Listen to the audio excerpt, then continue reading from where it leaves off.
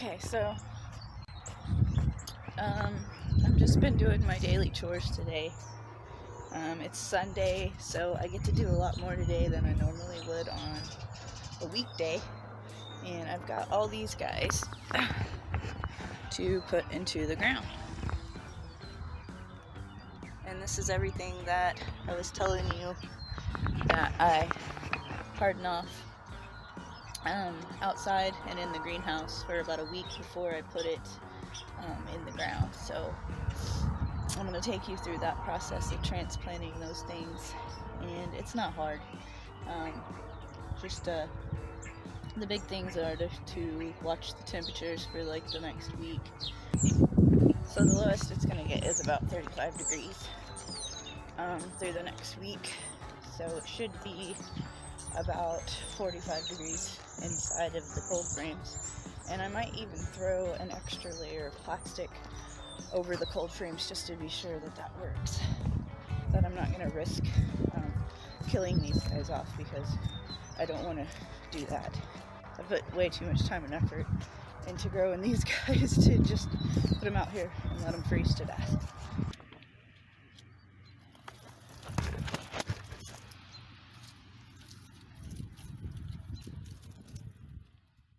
So here's our 4 cold frames that we've built so far.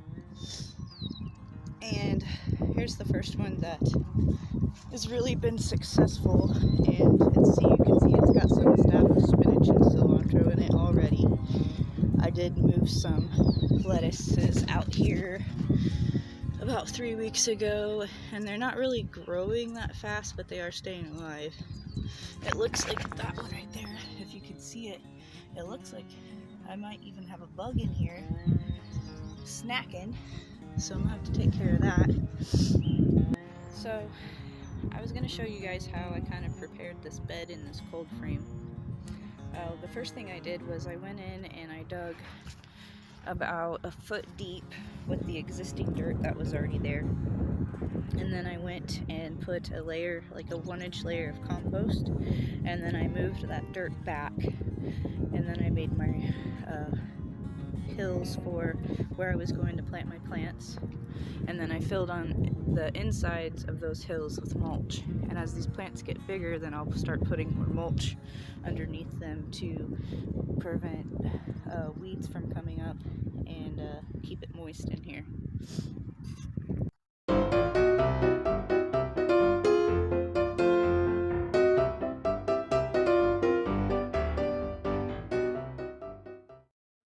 So in this row in front of me, I'm gonna fill it in with some loose leaf because I already have some loose leaf lettuce growing there, and this is what it looks like. Now my plants, they're still kind of tiny, but I think they're going to do okay out here. It's basically telling me that on the back of the package that I need to space them 8 inches apart and that my rows need to be a foot apart. So I'm just kind of eyeball it, but I think I'll be okay. I know what I'm growing. So I think I can get about 2 plants in here.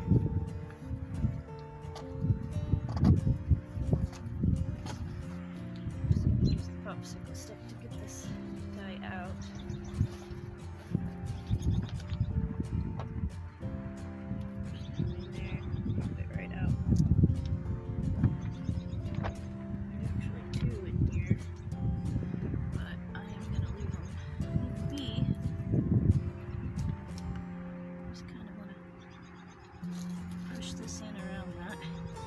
Still leaving it in its germinating soil because there's probably still some nutrients left in that will be good for that to help it grow.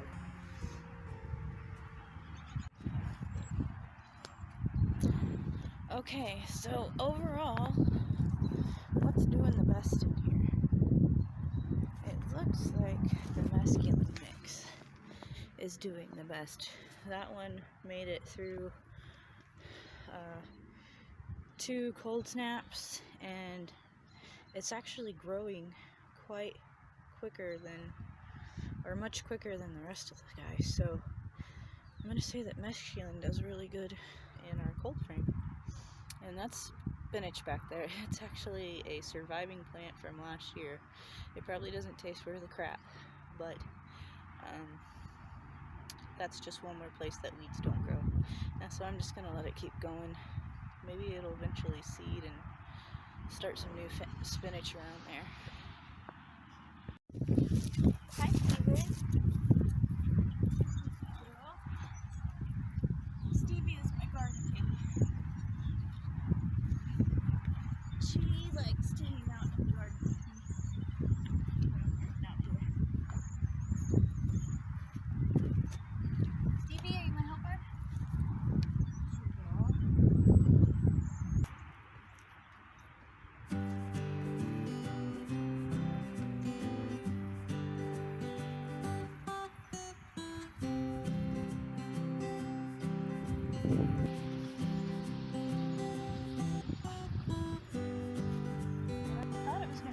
Sunnier today, but I'm kind of glad that it's not, because it might be kind of hard on my plants, and it might be kind of hard on me. This is a American flag leek, and leeks is something that I've wanted to grow for a long time, so I was really excited when they germinated. To me, it's kind of like a big green onion. It's just another green good thing to eat. Okay, so now I'm getting ready to start on the beet row, and I pulled out one cell and it actually had 3 plants in it. So I'm going to try to save these. It looks like it might make it. Some of these didn't handle hardening off as well as I would have liked. Like this one, you can tell that it did, because you can see how it's got the new growth on it. Okay.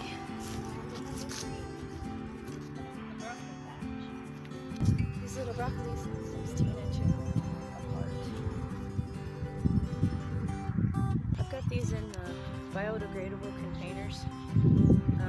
Some people put these directly in the ground, and I'm gonna go ahead and do that with these, but I'm gonna break open the bottom just so this has enough. It doesn't have to fight too hard to get through this, in case this doesn't break down faster than it wants to grow. It's funny because one of my Valentine's Day presents was a brand new spade and a mini tilling rake, and I went and left my brand new spade in my truck. It's getting worked on this weekend, so I'm having to use my trusty old spade. And it's funny how you can get new tools and then you can't find them. Well, I know right where they are. I just forgot about them because I didn't plan ahead that I was going to be doing this weekend. Okay, Stevie, watch out. Watch out, baby. Thank you. So I'm just going to dig down deep enough to put that pot right in there and cover it up. That leaf won't hurt nothing. It's a little bit deeper.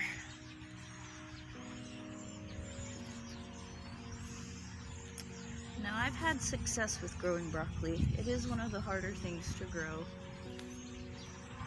And see, I'm just gonna tear the pot open like this. Kinda. All this stuff is biodegradable, so it's okay to just throw it in here. There we go. Put that in there like that. And then bring my dirt to it. So it's just sitting right under the plant.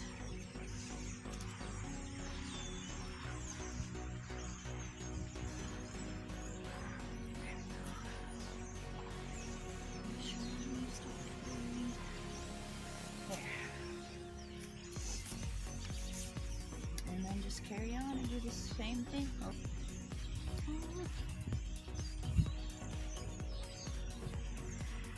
It's a worm. Hey, little guy. It's a really good sign. Put him back where I found him. And go back and do his job.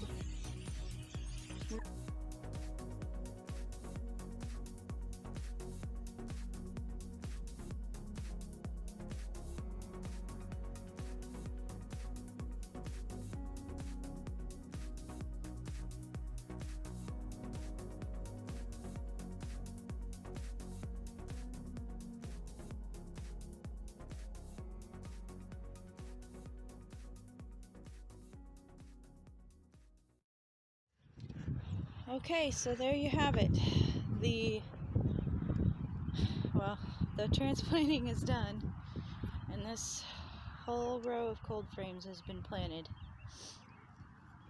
These lettuces, the mesclun will be ready for harvest in, it says 30 days.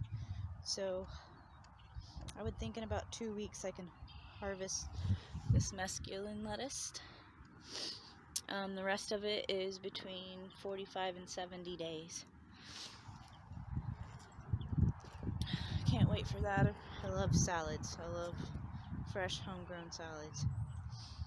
Now our leeks, those are going to take 120 days, so 4 months from now. Probably 3 months, because I believe that's probably from seeds, from the day that you germinated them. The broccoli will be ready to harvest 71 days from the day that I started it. So the Brussels sprouts take 85 to 110 days. So about the time that the leeks are ready, the Brussels sprouts will be ready. The green onion, I don't know. And the spinach, that's probably not going to take very long at all. So this part's done. I ended up with an extra row, and I actually drip sowed some cabbage into it. I want to see how it does in this cold frame. I want to see if it germinates out here yet.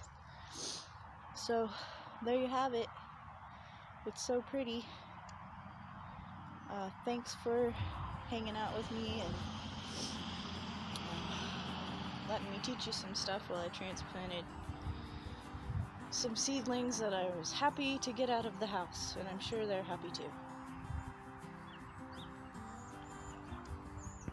Okay, so that's the end of the little adventure I have for today. I still have quite a bit of stuff to do. Like, I still need to transplant tomatoes. I have a whole other row back there that I wanted to move the rest of my transplants into.